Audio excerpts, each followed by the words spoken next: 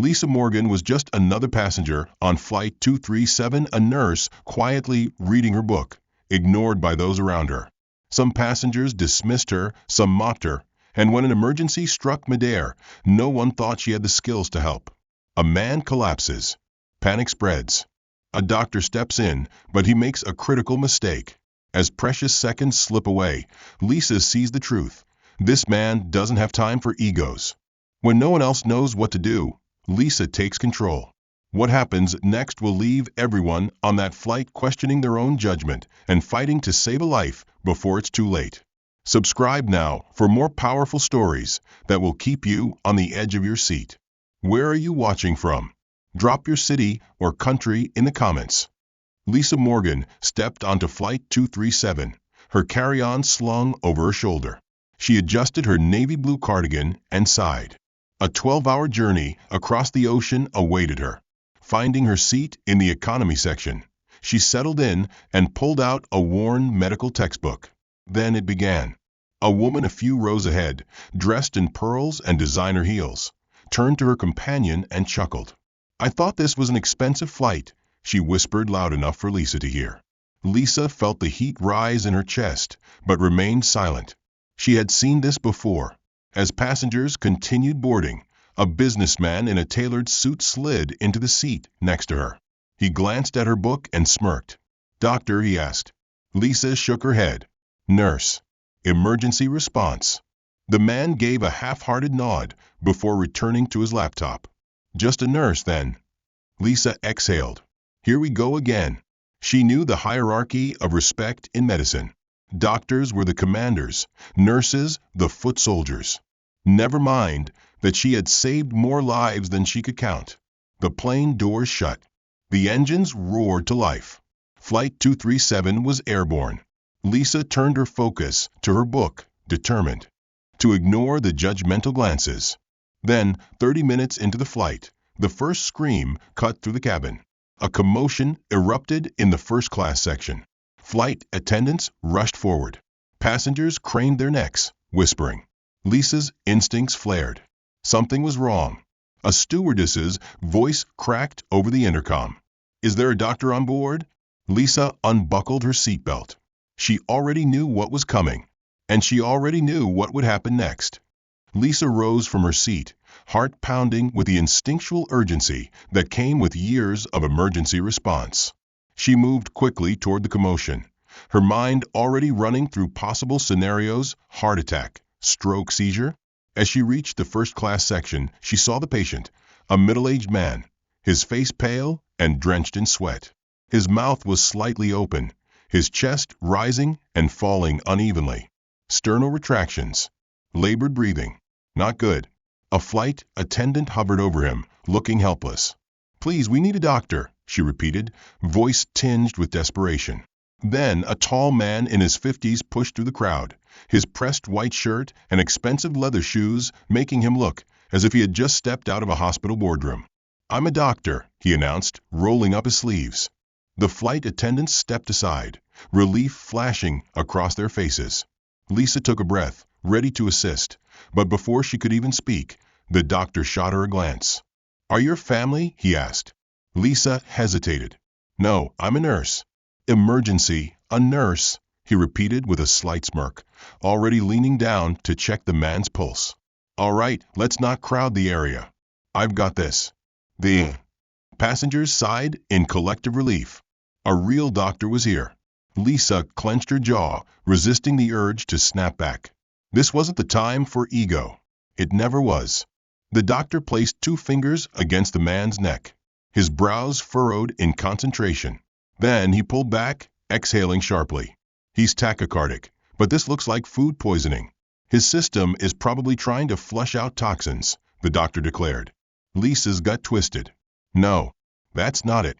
She could see the patient's distress, his clammy skin, the way he clutched his chest, his shallow breathing. This wasn't food poisoning. "His lips are turning blue," Lisa interjected. "That's cyanosis. He's not getting enough oxygen." The doctor looked up, clearly annoyed. "He just needs to rest. There's no point in panicking." Lisa stepped closer. "This isn't food poisoning. His breath sounds are shallow, and his pulse is thready. This is cardiac distress. We need to act now. The doctor scoffed. And what exactly do you suggest, nurse? A lecture on bedside manner. Lisa ignored the condescension. She focused on the patient, whose breathing was becoming increasingly erratic. His fingers twitched. His eyes fluttered. He was going into cardiac arrest. She turned to the flight attendant. Do you have an emergency medical kit? Oxygen, aspirin, nitroglycerin.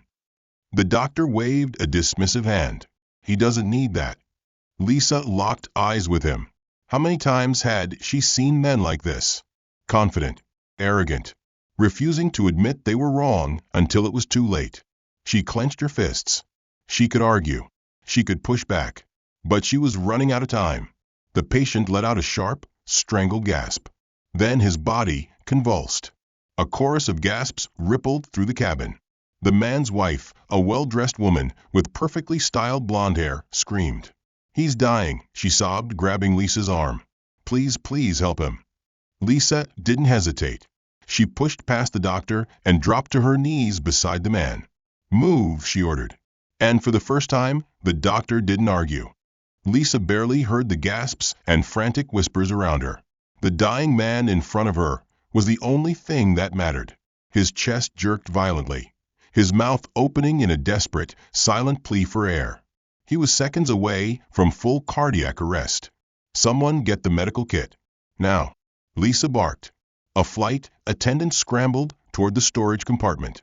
The man's wife sobbed beside her husband, clutching his limp hand. Lisa placed 2 fingers against his carotid artery. His pulse was weak and erratic. The doctor beside her cleared his throat. Step aside. I'm handling this. Lisa's head snapped toward him. Handling what? Watching him die. The doctor glared but didn't respond. Lisa turned back to the patient. Sir, can you hear me? She gently shook his shoulder. No response. His breathing was deteriorating fast. His airways were collapsing. She had minutes, maybe less. The flight attendant rushed back, hands shaking as she fumbled with the emergency medical kit. Lisa grabbed it and tore it open. Aspirin, nitroglycerin spray, oxygen mask. She had to act fast. She tilted the man's head back, ensuring his airway was clear, then swiftly sprayed the nitroglycerin under his tongue. It would help. Widen his blood vessels, but only if he absorbed it in time. Breathe, come on, she murmured. The doctor huffed in frustration. You're making assumptions without proper diagnostic tools. Lisa ignored him. I need the oxygen mask. The flight attendant handed it over. Lisa secured it over the man's face, adjusting the flow to the highest setting. The man's body twitched. His breathing was still shallow, but at least there was movement. It wasn't enough. Lisa felt it before she saw his pulse faltering beneath her fingers. The world slowed. Then the pulse stopped. The heart monitor alarm in her mind blared. No, not now. Not yet. Her voice was sharp. He's in cardiac arrest. I need to start CPR. Before she could begin, the doctor grabbed her wrist. Lisa's stomach dropped. What are you doing? He shook his head. This is unnecessary. Lisa's hands trembled with rage. His heart has stopped beating. If I don't start compressions, he's dead. The passengers watched in stunned silence. No one spoke. The doctor tightened his grip. We don't need to cause a panic. Lisa's voice was deadly calm. You're letting him die because of your ego. Something flickered in the doctor's eyes. Shame? Fear? Then the man's wife lunged forward. You don't get to decide that, she screamed, shoving the doctor's hand away from Lisa's. She's trying to save him. Let her do it. The doctor's mouth opened and closed, but he stepped back. Lisa wasted no time. She laced her fingers together and pressed down on the man's chest hard and fast. 1, 2, 3, 4, she counted, keeping the rhythm steady. Her arms burned, but she didn't stop. The plane felt too small, too suffocating. The murmurs of passengers faded into the background. Nothing mattered but the heartbeat that needed to return. Lisa leaned down and gave 2 rescue breaths before diving back into compressions. A few rows away, someone started praying aloud. The doctor stood motionless, his face ashen. Lisa ignored him. She pressed harder, faster. "Come back," she whispered through clenched teeth. And then a gasp. The man's body lurched as his heart kicked back to life. The cabin was silent, every passenger frozen in place. The only sound was the labored, gasping breath of the man Lisa had just pulled back from the brink of death. His chest jerked upward, his eyes fluttering open in panicked confusion.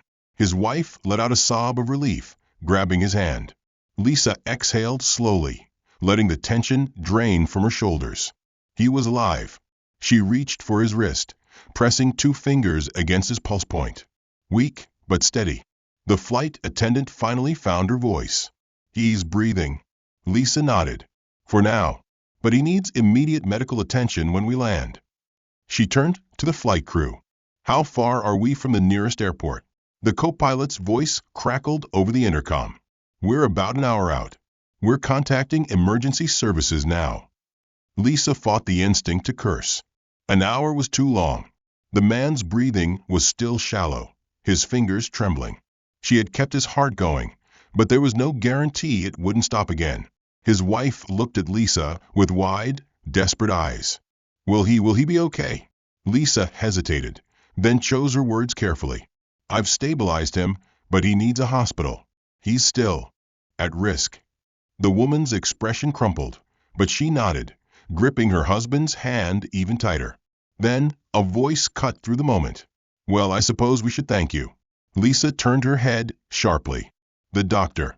He stood stiffly, arms crossed, his face still pale. There was something forced about his tone, like the words physically pained him to say. Lisa met his gaze, searching for any sign of genuine humility. But his expression wasn't regretful. It was defensive. "I was operating under the information available," he continued, voice clipped. "You acted prematurely." Lisa blinked slowly. "He's really going to double down on this?" She stared at him for a long moment, feeling the unspoken weight of the cabin's silence. Passengers who had once ignored her presence were now watching, waiting for her response.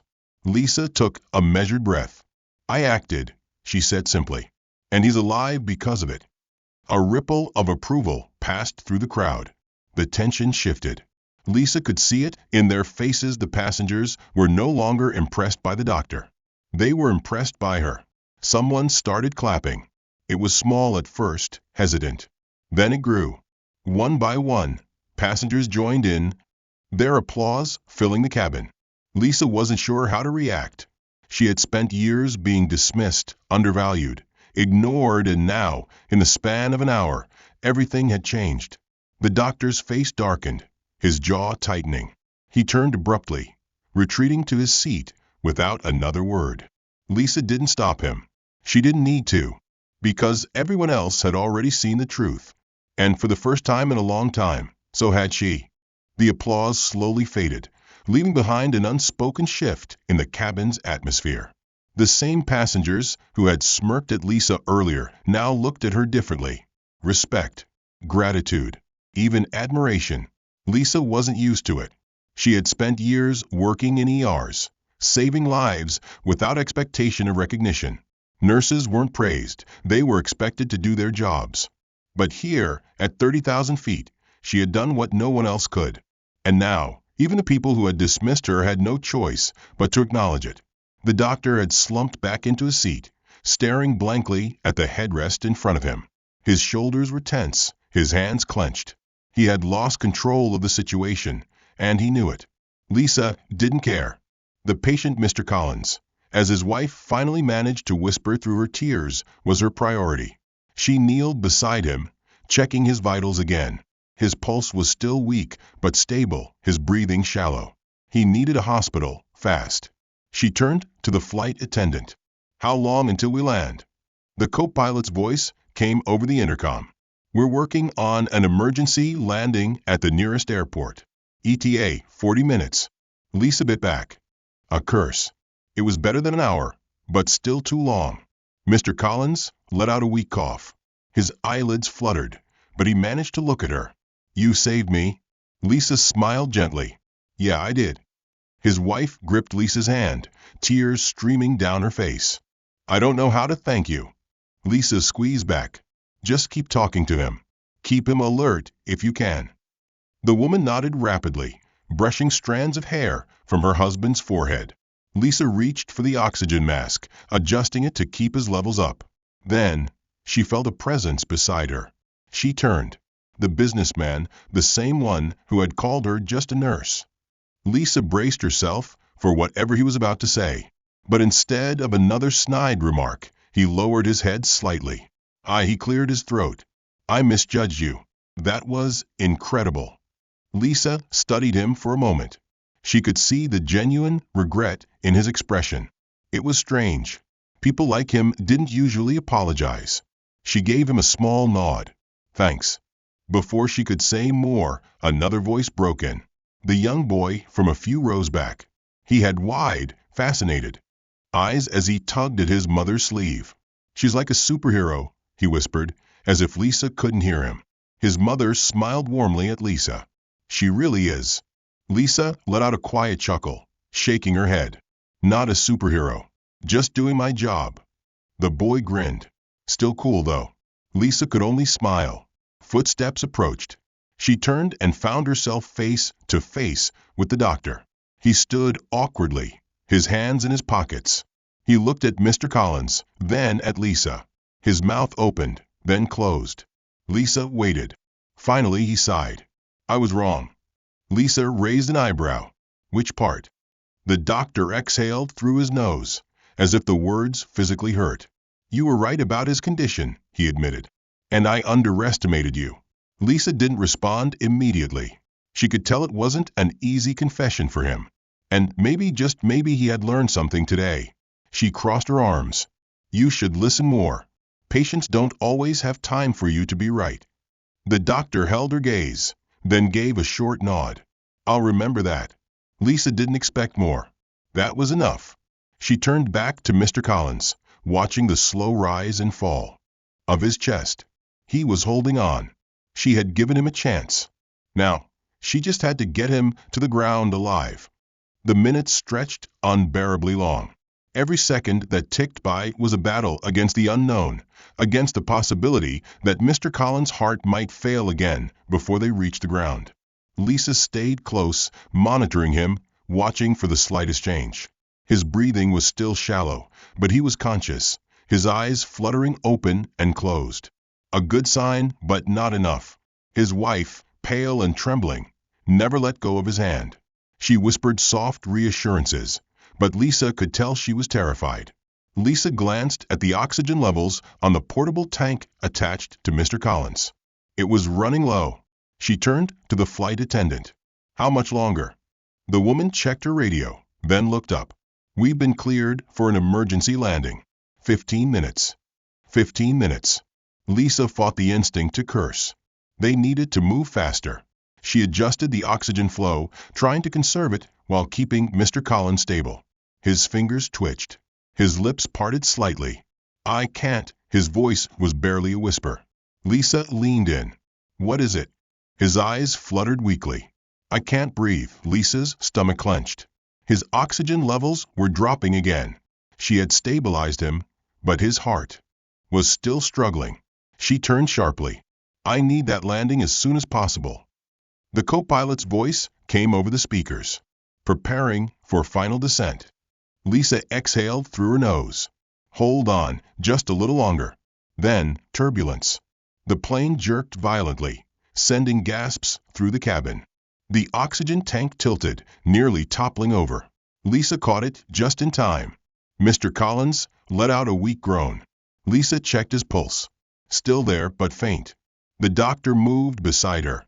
"I can assist with." Lisa cut him off. "Not now." He pressed his lips together but nodded, stepping back.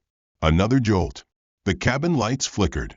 Flight attendants moved swiftly, securing loose objects and ensuring passengers were buckled in. Lisa tightened her grip on Mr. Collins' wrist. She couldn't lose him now.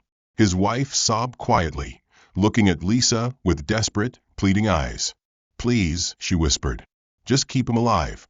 Lisa swallowed hard. "I will." The captain's voice came over the intercom. "Flight crew, prepare for landing." Lisa braced herself. 10 minutes. Mr. Collins' chest rose and fell shakily. 9 minutes. The turbulence calmed, but Lisa could still feel the tension in the air. 8 minutes. She felt something shift beneath her fingers. His pulse. It was dropping. Lisa froze for a second. Then she acted. She reached for the nitroglycerin again, quickly administering another dose under his tongue.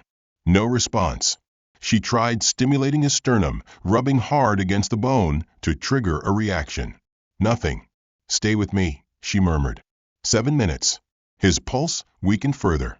Lisa clenched her teeth. "I need him on the ground now." "We're almost there," a flight attendant reassured her. 6 minutes. Lisa barely noticed the passengers staring anymore. She was only focused on the man in front of her. She pressed 2 fingers against his carotid artery again, and then his pulse disappeared. Lisa's blood ran cold. 5 minutes until landing, and he was crashing again. Lisa's fingers pressed against Mr. Collins' neck, feeling for any sign of life. Nothing. Her breath caught in her throat. No, not now. Not this close to landing. His chest lay eerily still, his lips losing their color. Lisa snapped into action. "He's in cardiac arrest again," she shouted. "I need space." Passengers gasped, some clamping their hands over their mouths. The businessman who had once dismissed her sat frozen, eyes wide with horror. "Mr. Collins," wife screamed.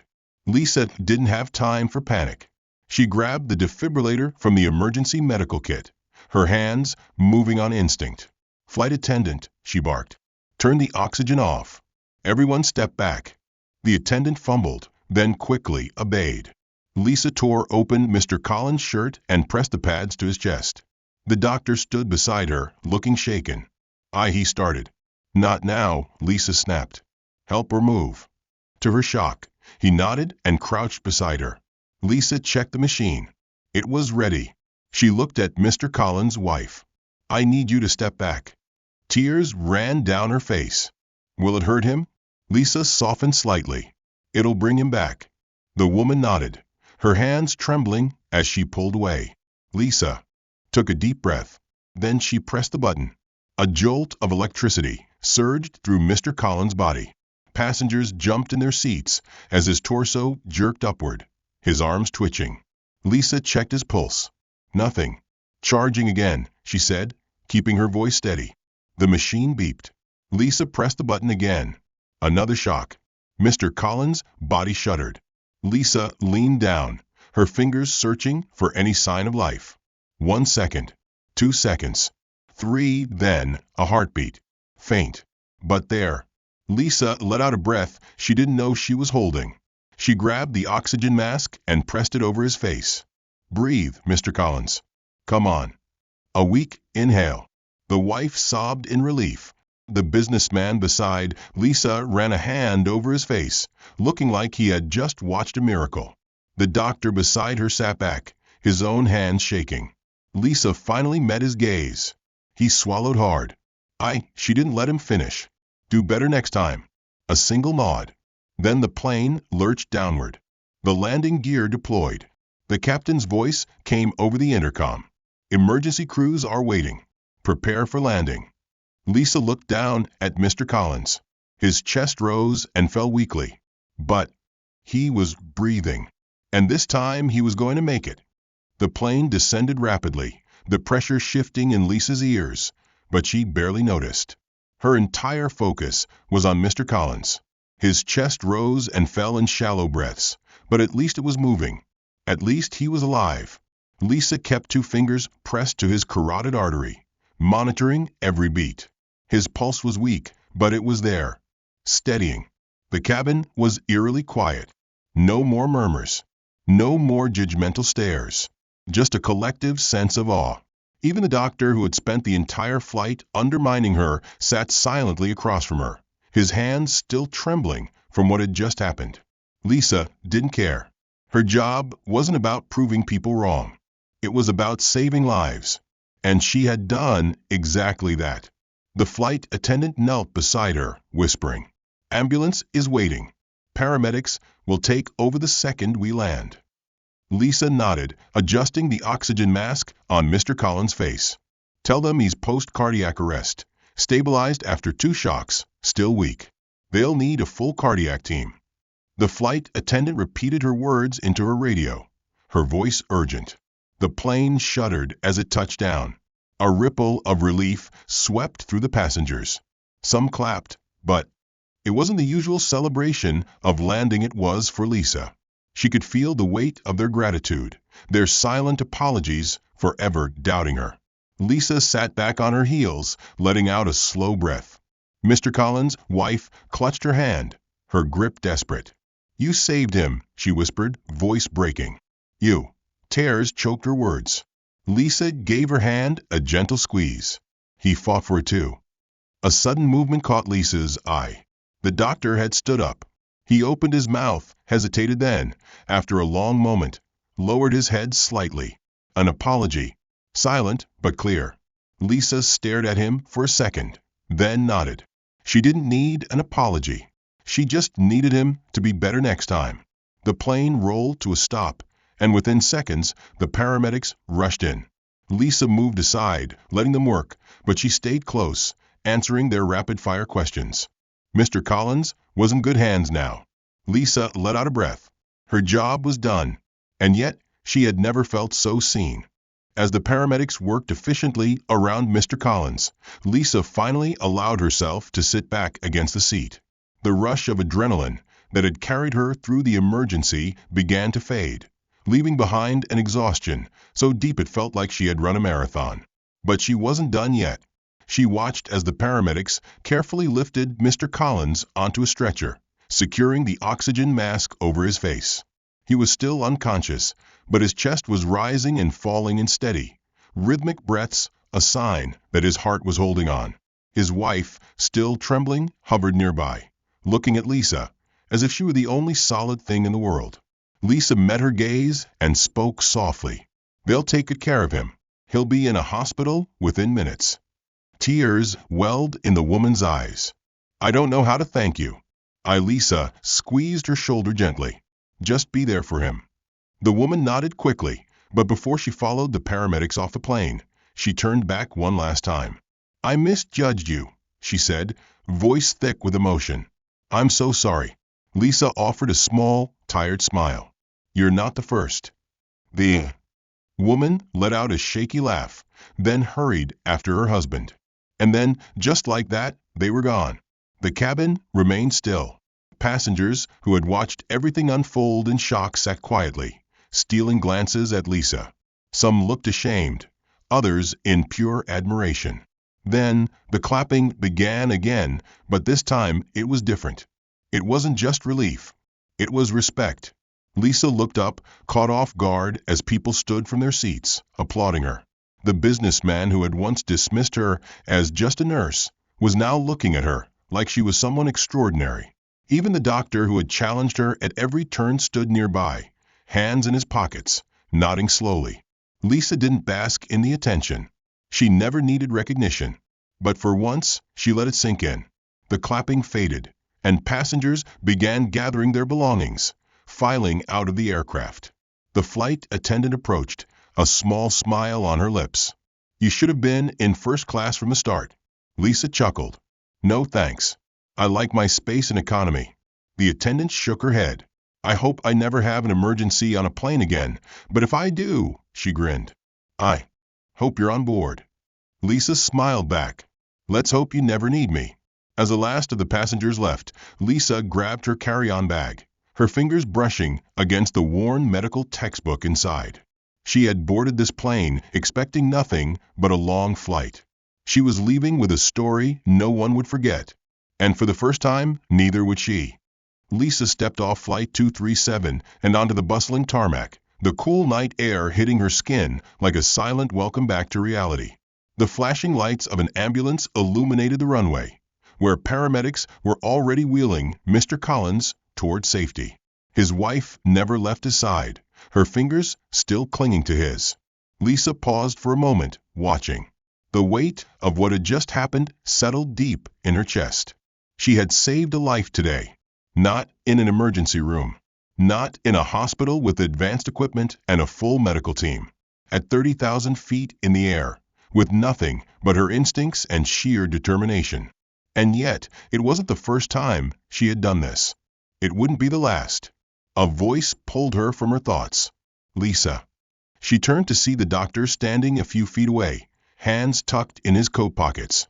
His usual confidence was replaced with something else, something she hadn't seen in him before. Humility. He took a slow breath. I wanted to say, I was wrong.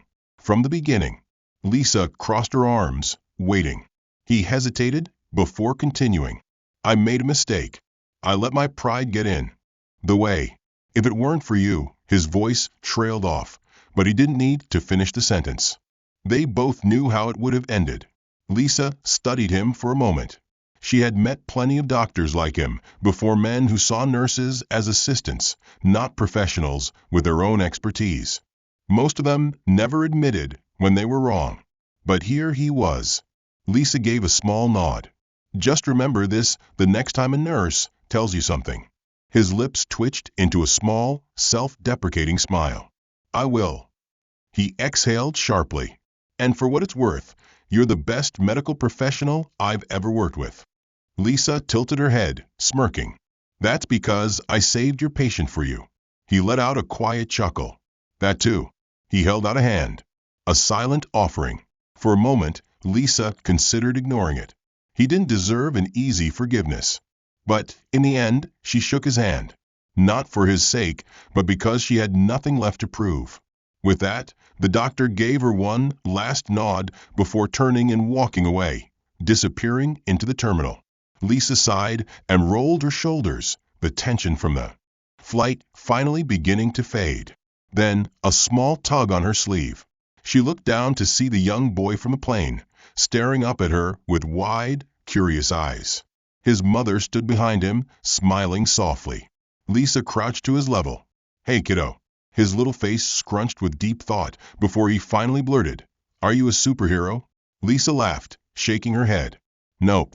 Just a nurse. The boy frowned, clearly unsatisfied with that answer. But you saved that man. Lisa smiled. That's what nurses do. The boy grinned, as if he had just figured out the greatest secret in the world. I want to be a nurse when I grow up, he declared. Lisa's chest tightened, warmth spreading through her. She reached out and fist-bumped his tiny hand. Then the world's going to be a better place. His mother mouthed thank you before taking his hand and leading him away. Lisa watched them go, a slow smile forming on her lips. Her career had always been about saving lives, not seeking recognition. But for once, it felt good to be seen. She adjusted the strap of her carry-on and turned toward the terminal. Somewhere, another flight was boarding. Another city needed her skills. And no matter where she went next, Lisa Morgan would always be more than just a nurse. She was a lifesaver, a fighter, a force to be reckoned with. And now, the world finally knew it too. Heroes don't always wear capes.